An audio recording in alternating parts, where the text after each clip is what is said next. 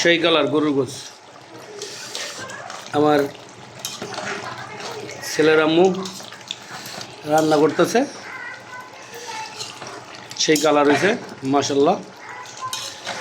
ভালো ভালো ভিডিও পাইতে হলে আপনারা মিস্টার হানি ইউটিউব চ্যানেলে আপনারা সবাই পাশে থাকবেন, আমরা আপনাদের পাশে থাকবো ইনশাল্লাহ। দেখছেন কালারটা কি সেই।